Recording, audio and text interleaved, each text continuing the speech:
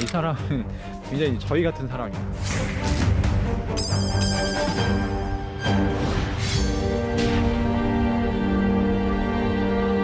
김남국 의원의 코인 지갑을 직접 들여다본 가상화폐 전문가 김동환 원더프레임 대표와 이야기 나눠보겠습니다. 어서 오십시오.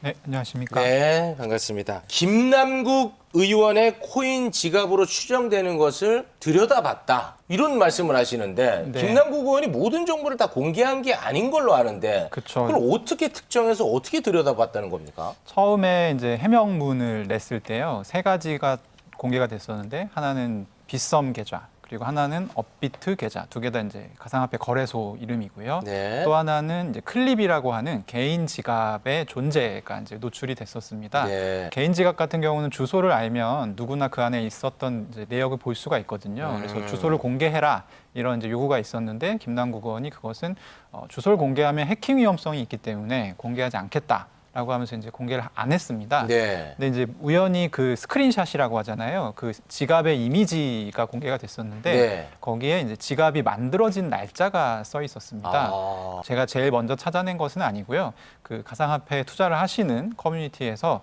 이 날짜를 기반으로 그 날짜에 만들어진 모든 지갑을 다 본 거죠. 거기서 이제 매칭이 되는 지갑을 특정해서 결국에는 이제 보도 보니까 김남국 의원이 인정한 것 같더라고요. 네, 본인 네. 지갑이 맞다고. 예. 어떤 한 지갑을 김남국 의원 것으로 특정을 할 수 있었던 그렇죠. 거네요. 네, 네. 네. 네. 대부분이 잡코인. 안 유명한 코인. 그리고 이제 좀 짜잘한 코인, 짜잘한 이런- 코인. 이런 네. 느낌인데 거래한 코인이 한 40종 정도 됩니다. 그 중에 네. 한 30종 좀 넘는 숫자가 이제 흔히 잡코인이라고 부르는. 처음에 조금 놀랬던 게 뭐 국회의원이 투자를 해봐야 뭐 얼마나 많이 했을까 이런 생각을 가지고 봤는데 네. 생각보다 이게 굉장히 많았고 투자 어. 방식도 그냥 단순히 사고 파는 것 이외에 유동성 공급 같은 걸 하고 이자를 받는다든지 그러니까 그것도 투자의 한 종류인데요. 여러 가지 종류의 투자를 했다고 보시면 될 것 같고요. 잡코인의 특징이 뭐냐면 가격 변동성이 굉장히 높습니다. 그래서 보통 이제 비트코인, 이더리움은 대부분 아시잖아요. 투자를 안 해도 네. 이런 것들이 뭐 30% 정도 오를 때 잡코인은 뭐 3배, 4배, 5배 이런 식으로 오르는 투자라서 투자를 안 하셨던 분이 바로 손을 대기는 좀 어렵고 보통은 거쳐갑니다. 비트코인 투자하고 이더리움 투자하다가 이 변동성에 익숙해지면 네. 그때 이제 좀 더 마이너한 코인들로 넓혀가는. 그러니까 잡코인에 굉장히 공격적인 투자를 했다. 그렇죠. 근데 이거는 의정 활동을 하는 국회의원으로서는 부적절하지만 네. 법적으로 뭐 문제 삼을 수는 전혀, 없는 부분인 전혀 거죠. 없죠. 네, 전혀 없죠. 코인이 잘해봤습니다. 네. 전부 다 하면 10만 종 정도 된다고 알려져 있거든요. 네. 그 중에 뭐 시세가 크게 오르는 코인이 있겠지만 네. 그 적시에 사서 적시에 또 이익 실현을 해야 되는 그런 네. 문제가 있어서 절대 쉬운 투자가 아니고요. 오히려 네. 굉장히 위험한 투자죠. 네. 여기서 읽어낼 수 있는 건 이제 공격적인 투자 예. 성향, 그렇죠. 그리고 코인에 대해서 굉장히 많은 시간을 투자했을 것 같다 정도 우리가 읽어낼 수 있을 것 같고. 네.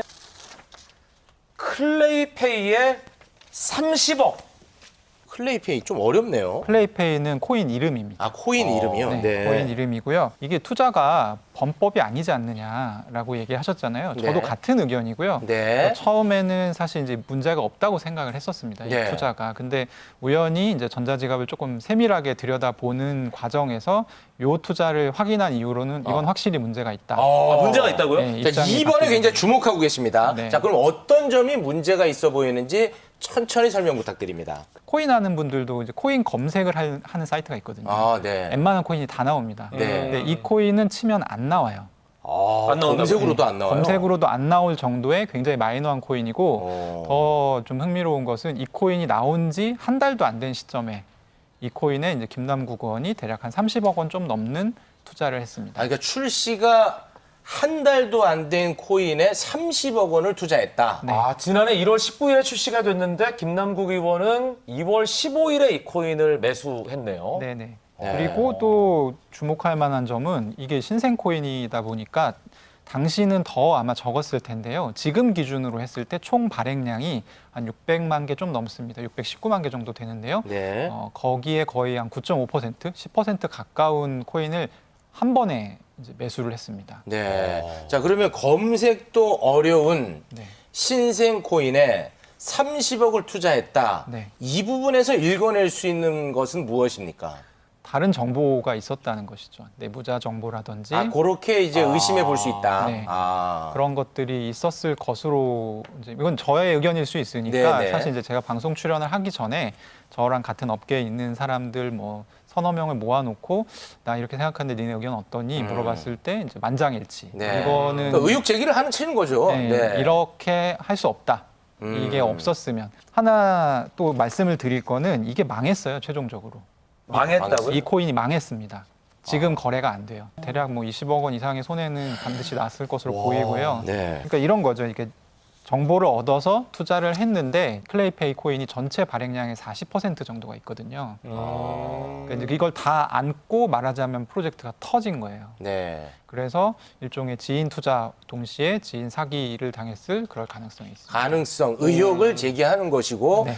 김남국 의원은 클레이페이에 30억을 왜 투자했는지 네, 설명을 하면 되겠군요. 그럼요. 예. LP 개인 중개소 역할까지 했다? 이거 너무 어려운데요. LP가 뭐냐면 일단 이 리퀴디티 프로바이더의 약자입니다. 그래서 유동성 공급자인데요. 보통 이제 유동성이 이 거래할 때 굉장히 중요한데 우리가 뭐 가서 증권거래소 가서 삼성전자 주식을 사고 싶어요. 그러면 언제든지 제가 사고 싶은 가격에 사고 또 팔고 싶은 가격에 호가만 맞으면 사고 팔 수가 네, 있거든요. 거래소에서 그렇죠. 바로 예. 하죠. 네. 근데 이제 그거는 이 삼성전자를 사고 파는 사람이 그만큼 많기 때문에 가능한 거거든요. 네. 이것이 이제 유동성인데요. 지금 이제 이분이 거래한 곳은 빗썸 업비트처럼 유동성이 굉장히 많은 곳이 아니라 탈중앙화 거래소라고 해서 유동성이 굉장히 좀 없는 곳이에요. 그래서 여기서 이 한 달 된 클레이페이 코인을 거래하기 위해서는 누군가가 바꿔주는 사람이 있어야 됩니다. 바꿔주는 사람. 네, 그러니까 내가 이거 사고 싶어요라고 오면 그 사람이 주는 코인을 받고 이제 클레이페이를 내주는, 혹은 클레이페이를 받고 다른 코인을 내주는. 개인 버전의 거래소 역할을 했다. 이렇게 이해하면 될까요? 뭐 중개인 네, 그렇죠. 역할을 했다. 그렇죠. 그러면 그 역할을 하면 네, 경제적 이득이 생기는 겁니까? 그럼요. 이제 이게 서비스잖아요, 일종의. 네. 그래서 이제 거래액의 일정 부분, 혹은 뭐 다른 식의 보상이나 어떤 수수료를 받게 됩니다. 수수료를 이제 챙길 수 있는 네. 그런 형태의 투자법인데 얘기만 들어도 굉장히 어려운데 예. 그러면 이것을 했다는 것은 어떤 의미로 해석하고 계십니까? 이분이 그러니까 일반 코인 투자자라고 보기 좀 어렵다. 전문가의 경지다. 전문가의 느낌이 약간 있고요. 네. 지갑을 보면 한 5종류 정도의 코인 이제 LP를 운영을 하거든요. 네. 그래서 이것 역시 이분이 상당히 좀 지식이 많고 많은 시간을 투자했을 것이다라는 것을 보여주는. 여기서 읽어볼 수 있는 것은 의정 활동하기도 바쁠 텐데 네. 이런 것까지 했다는 것은 좀 문제가 있지 않나? 뭐 이렇게 우리가 보면 될까요? 그렇죠. 근데 이제 보면은요, 예. 사실 이제 아주 그렇게 일방적으로 얘기할 수는 없는 게 그 거래된 내역들을 보면 시간이 대부분 뭐 토요일, 일요일 그리고 새벽 이런 시간이에요. 물론 이제 그 상임위 뭐 활동할 때 그 발각이 돼서 이제 네, 논란이 네. 되기도 했습니다만 어쨌든 굉장히 열심히 투자를 했었던 그런 음. 캐릭터인 것 같다. 진심이었다. 네. 예. 자, 근데 민주당에서 진상조사 과정에서 에어드랍 방식으로 코인을 무상 지급받은 사실을 확인했다는 내용이 나왔습니다. 은행에서 이자를 받는 것처럼 또는 주식 배당금을 받는 것처럼 가상화폐를 예치하고 그에 따른 일종의 이자를 받는 겁니다. 저만 특별하게 이용할 수 있는 게 아니라 모두가 다 누구나 이용할 수 있는 서비스인데 이것을 마치 제가 공짜 코인을 받은 것처럼 왜곡된 어떤 기사를 네, 그러니까 김남국 의원이 업체로부터 로비 차원의 무상 코인을 받았다는 의혹 제기입니다. 네네. 거기에 대해서 전혀 사실무근이다라는 해명을 했고요. 이건 네네. 어떻게 보십니까? 일단 에어드롭이 뭔지가 좀 생소하실 테니까 네. 설명을 해드리면 쉽게 설명하면 그 마트 같은 데서 우유 사면 옆에 요구르트 같은 거 붙어 있잖아요. 네, 상품. 예. 그런 거예요. 아. 그래서 A 코인이라는 걸 원래 쓰던 사람이 B 코인을 좋아할 거라고 생각하면 B 코인을 이제 판매하는 쪽에서 A 코인 쓰는 사람들을 특정해서 특정 조건에 이렇게 주는 겁니다. 공짜로 덤으로 네, 써보라고. 덤. 네, 써보고 괜찮으면 우리 코인도 사. 약간 아, 이런 식으로. 네네네. 네, 이게 에어드롭이고요. 네. 중요한 조건이 있는데요. 에어드롭은 특정 조건에 해당하는 사람 모두에게 동일한 양을 주기 때문에 김남국원이 본인 지갑을 노출을 시키면 확인할 수 있습니다. 아, 이게 특혜가 에어드롭인지 있었는지 없었는지. 그렇죠. 이게 에어드롭인지 일반 증여인지. 그래서 네. 큰 문제가 아닙니다. 네. 이거 이제 어려울 줄 알았는데 그 이야기 듣고 보니까 어느 정도 좀 정리가 되는 것 같습니다.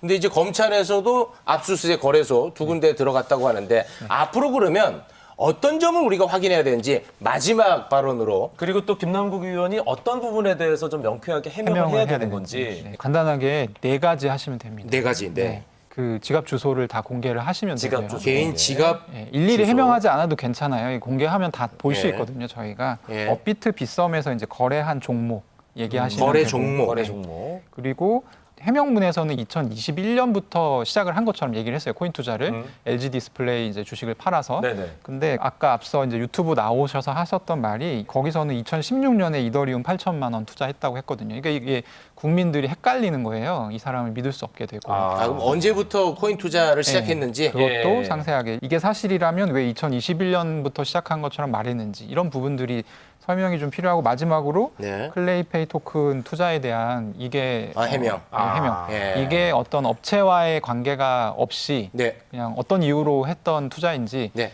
좀 설명이 필요하고 저는 이제 30억이라는 큰 돈이 들어갔기 그렇죠. 때문에. 네. 예. 마지막으로 좀 그 꼭 뭐 이 자리를 빌어서 얘기하고 싶은 게 네. 이게 저 일주일 동안 지금 뉴스가 계속 열흘, 나오잖아요. 열흘, 네. 열흘. 열흘 가까이. 이게 제가 생각할 때는 그 국민들이 뉴스 보는 주의력이 사실 국가 자산이거든요. 네. 지금 그게 굉장히 소진되고 있는 상황이고 이게 우리가 해명을- 걱정해야 될 문제인데. 아니 이게 해명을 안 하니까 왜냐면 저희도 되게 난처한 게 네. 이미지가 굉장히 안 좋아졌어요.